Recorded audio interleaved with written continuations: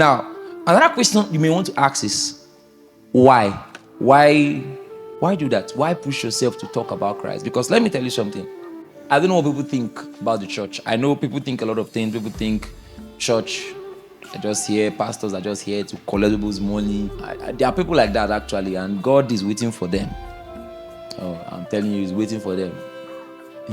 the judgment for them is still doing press up.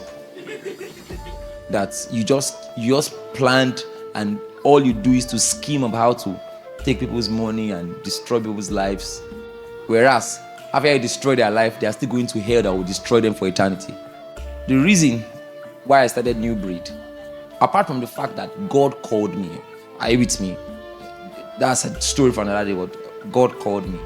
But apart from that, it's because I discovered, if you've ever listened to the vision and mission of our ministry, it is to raise a generation with a passion for the glory of Christ, representing the whole counsel of God. A generation with a passion for the glory of Christ. Even if you can't remember everything, at least with a passion for Christ.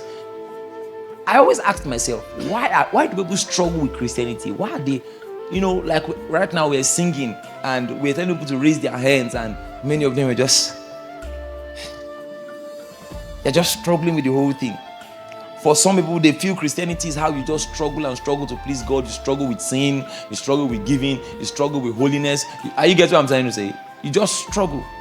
Why is that? That same person that is struggling to raise up his hands in a worship service will get into a Friday evening we'll say to party. My God. The DJ will just ball and lay pepper them. Pepper them. Hey. Then you hear somebody increase the bass. See, I know they feel him. When the guy increases it, now you come. Then that same person on Sunday, that is if he agrees to even come to church. If he decides not to do something that morning, just comes to church, and they're just somebody shouting, "My beloved," and he's just like, okay, nice one. Why? It is because, first of all, he sees whatever he does doing on Friday night as he's having fun. Are you with me? He's just being entertained. According to him, he's enjoying himself. But on Sunday, it looks like you are stressing him. Why? Let me tell you, the answer to that why is more serious than we think.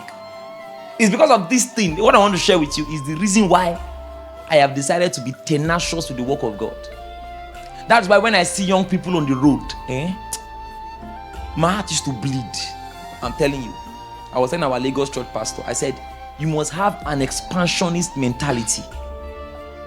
You know what expansionist mentality is? Meaning you decide that, no, we must, all those people, we must get them. We must be big. Are you with me? There is a reason. Because see, let me tell you something. If you don't understand what I'm explaining to you, you will not get the point. You will think we're just, why are these guys just gathering here? Why did they invite me to my church? Maybe you would think they just invited you so that they will have more members. Of course, we want more members, but the more members is not for the sake of just more members. It's for a reason. God told Adam, he said, the day you eat of these fruits, you will surely die. Guess what? He did not stop breathing. He did not stop walking around. Instead, he became naked. And what else he noticed was that his offspring from himself, but from his offspring from then there on, wickedness, evil started manifesting. All those things that was, or what we call sin, and the work of the flesh, all those things, it's actually the result of a deeper death. The death is spiritual. Let me tell you something. When you see people walking on the road, and they are not born again, of course, you cannot know by their looking at their face. That's a walking corpse. It's a corpse, but it's just that the corpse is deeper than the physical corpse. It's a spiritual corpse. The person is dead, disconnected from God. And the consequence of that is, after the person dies physically, he will go to eternity and die forever.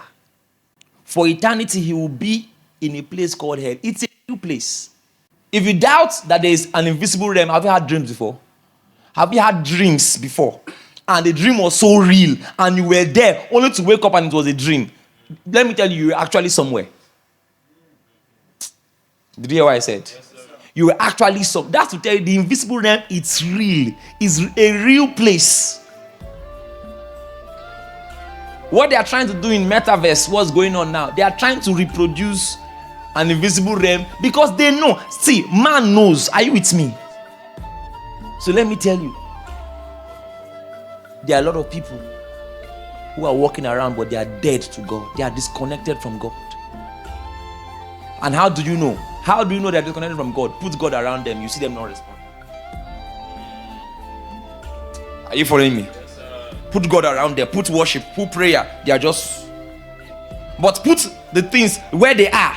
Put the work of the flesh around them. Put God around the person and you see the slowness to respond. It is proof that the person is dead. He's dead to God. He's disconnected from God. Also, you see the person walking in iniquity, walking in sin, walking in darkness is also another proof. He's dead. So why do we do ministry? What is the purpose of all of this? Is because we need to awaken people to God.